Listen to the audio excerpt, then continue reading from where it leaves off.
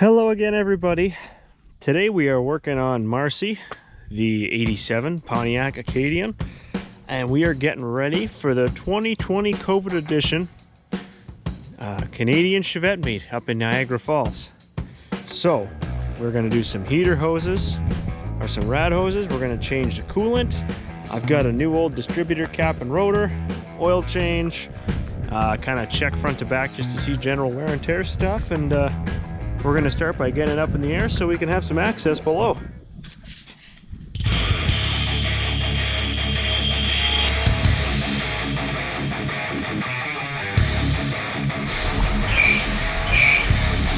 This is 80 kilometers an hour.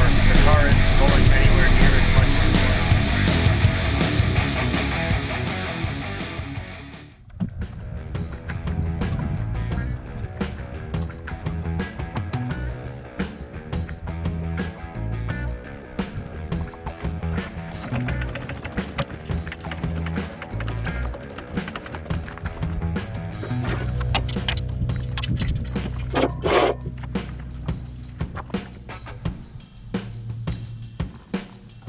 I've got my new upper and lower rad hoses here. So I think the first thing we're going to do is drain the rad, catch the coolant that's in there, and then get both those hoses off, replace them with the new. I've also got a new rad cap because we suspect that this one's probably been a little past its due date, but we're going to get started there and move on.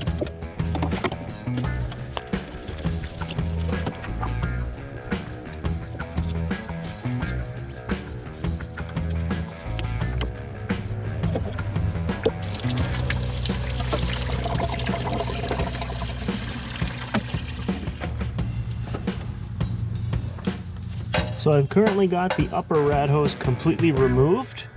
I've drained the radiator. I'm just going to loosen the lower rad hose now. And then we're going to pull that one off as well. Now these lower rad hoses for this particular car are actually trim to fit style. So it's going to be a little bit long, but then you just cut it up so it fits the way that you want it.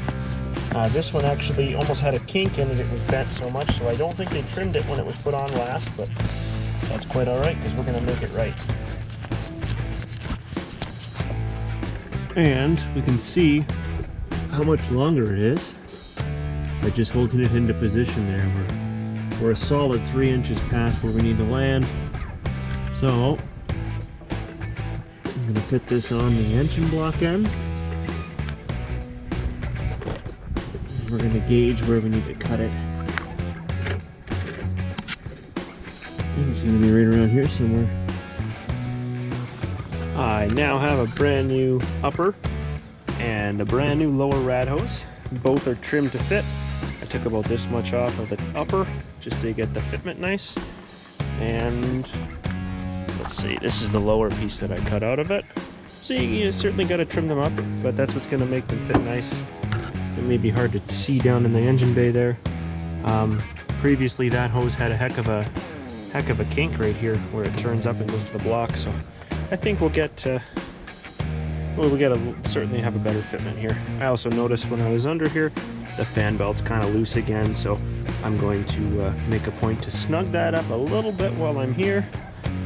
We've got cap and rotor next, oil change still, and I'm like 99% positive that this is the carb heater, electric carb heater, and it's a huge restriction for power on these cars.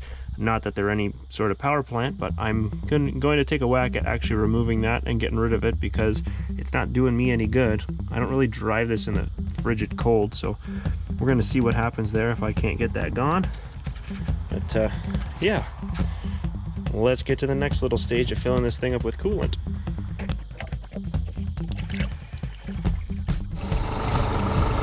I'm just going to let her warm up for a little while till the thermostat opens. Once the thermostat opens, the rest of this should get drawn into the block, and then I'll top it up with some distilled water. And we should be golden. The coolant that came out was nice and clean, so I think that's a good sign. I was just concerned at the age of these hoses because I know nothing about them. I was thinking that if they're going to blow, it's going to be somewhere on the side of the 401 when I'm you know, giving her and tearing down that way. So we'll give this a couple of minutes to warm up, and we'll touch back up in a minute here. Well, it took a little while for the car to finally get to temperature, for the thermostat to open up, but I was able to get everything bled in properly. So it's gone through a full heat cycle. It's hot. I'm going to let it sit for a while, and then we'll open the rad cap and kind of see where we're at level wise. Next, I think we're going to do the oil change, because while the engine's nice and warm, we'll get a chance to drop it and drain it. And I've also just been topping up the trans fluid. It's got slow leak, so it gets there's about half a bottle of Lucas there I was just going to dump in first, and then we'll top up with some regular ATF. So while it's, like I said, smoking hot, we'll get under there and drain that oil, and then maybe we'll pull the cleaner off and see if we can't get that carb heater out. Okay, we have the oil drained out of this block, and now we're going to pull the filter the rest of the way off. I did already spin it with the oil filter wrench, so it certainly doesn't just sit at idle this loose. I figured this was the easiest way. And now we let it make a mess on the undercarriage and self-oil the subframe.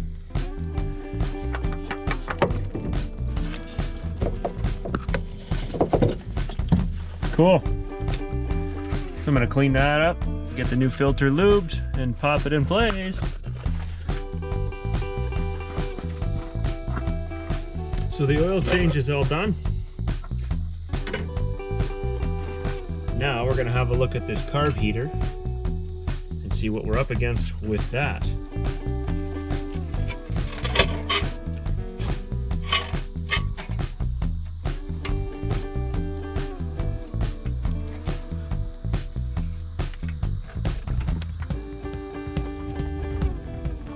I was also told of an inline fuel filter that's on the carburetor itself.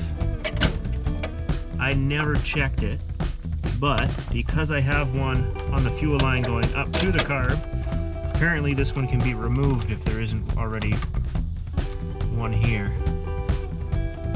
Yeah, there's nothing in this location, so there is no filter present, so we're good. Right back to business. All right, so I was able to pull the carb off, and check this out. This is the inline carb heater that is only a restriction to your airflow. So I'm gonna actually remove that heater from this gasket or from this spacer and then put her back together. Yeah. Cool, man. That's the first time I've pulled the carb off, so learning experience. And to boot, I forgot my socket set at work, so I'm working with whatever I have around here. So it's kind of janky, but hey, success is success, right? So I got my drill out, and there's 3 rivets on the back side of this. I drilled them out, and there's the heater. So now it's just gonna be a carb spacer.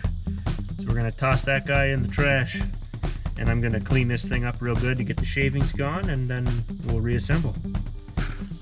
All right, we've got everything put back together. The carb heater is no longer. I left the wires on it for now, but I can work those out of the circuit later.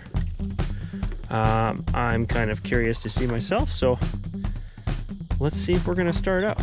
Now, because I did dump the carb upside down, basically, I know there's no fuel in the bowl, so it might take a bit of cranking to get where we're going. See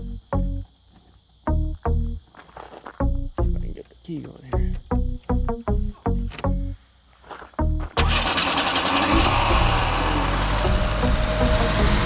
I expect it to stall, but we'll see.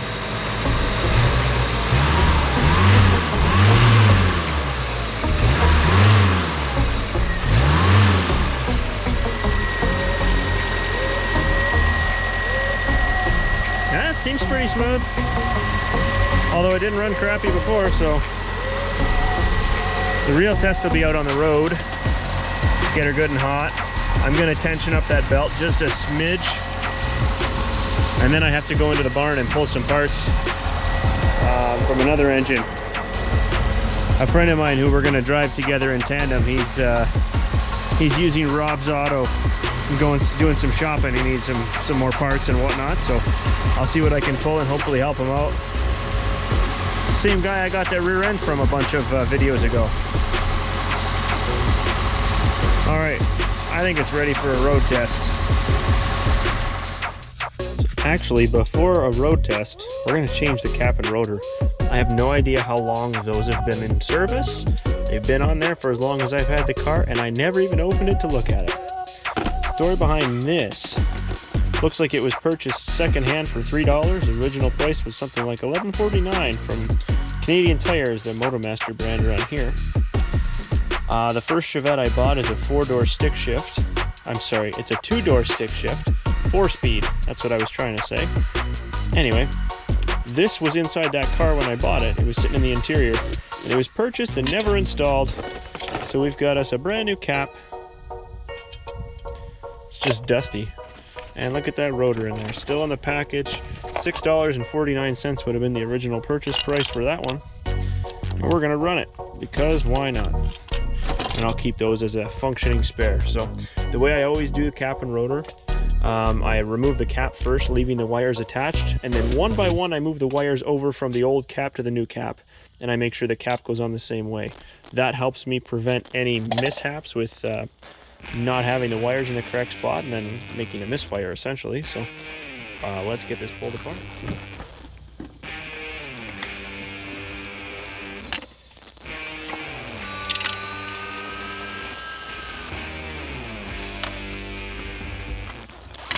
Okay, there's a notch on this one toward the front. So we have to look at the new cap and put the notch in the same position. There. All right. So now, one by one, we'll switch them over. Start right here.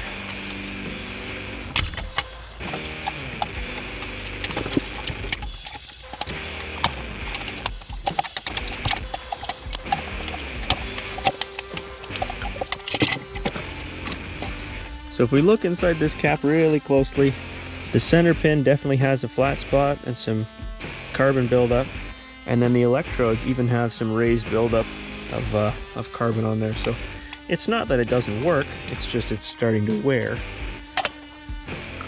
And the rotor button looks comparable.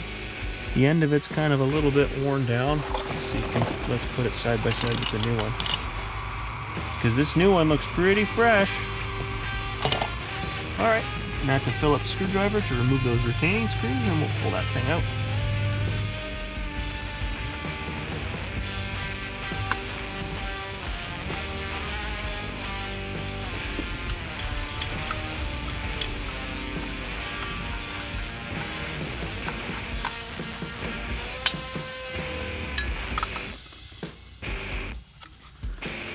And we notice that the rotor is pointing down toward the fender, toward the fuel filter, for a reference.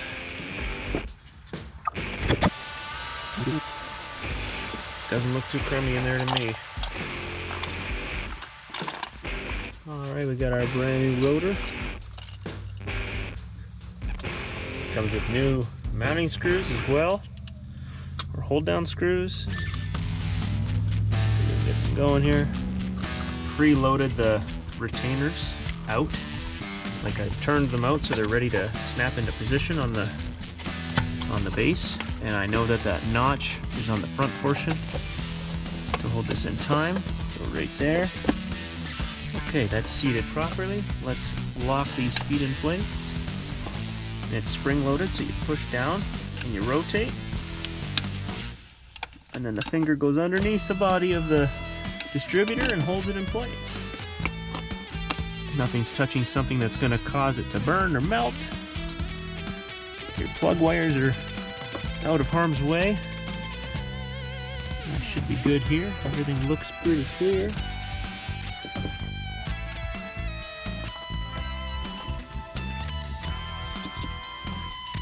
Well, my plug wires are seated properly, so we can probably test fire now. Okay, we are going to see if she wants to start up again.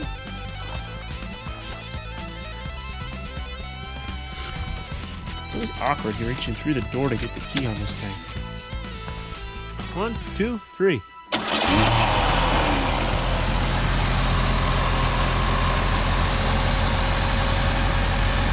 Sounds good to me.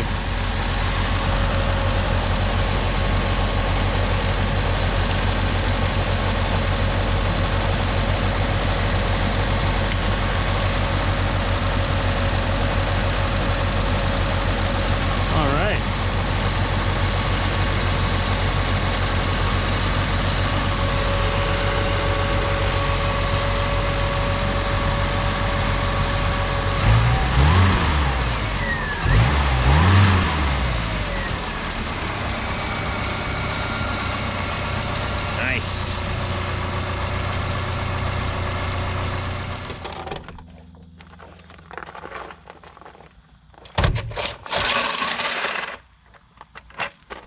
Time to go on our official test drive.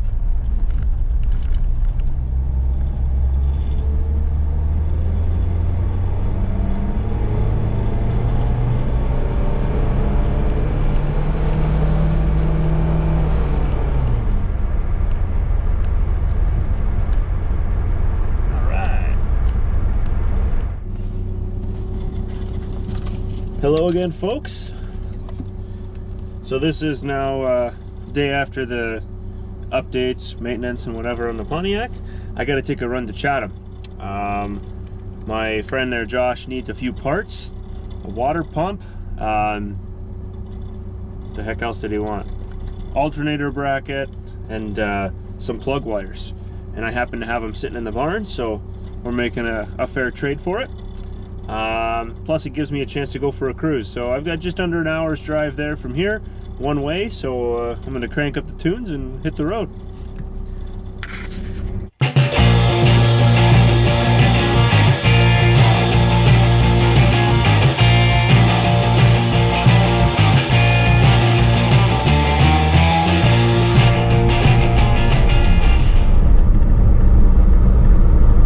So we had a successful trip there. Now we're on our way back. We dropped all the parts off that we needed to. Hopefully so, with some luck, he'll get that car fired up and finished. And it's now Sunday, so Friday we are on the road, leaving in the morning, going to Niagara Falls. So that should be an exciting adventure, and at least there'll be two of us going up together, each in our own car. No matter what, we're going to each be in our own car, so that leaves a pretty open story. We got lots of options that still are available, so that's good. But yeah, anyways, so this is going to be the end of the video here. You know, I appreciate everybody checking it out and watching, and certainly don't hesitate to hit like if you're happy with this content. If you want to see more, leave a comment, tell me a story about the Chevette that you once had, or if you've got one now and what you're doing with it. And you know, have a good morning, day, afternoon, evening, weekend, whatever the heck it might be, and we'll see you next time around. Cheers.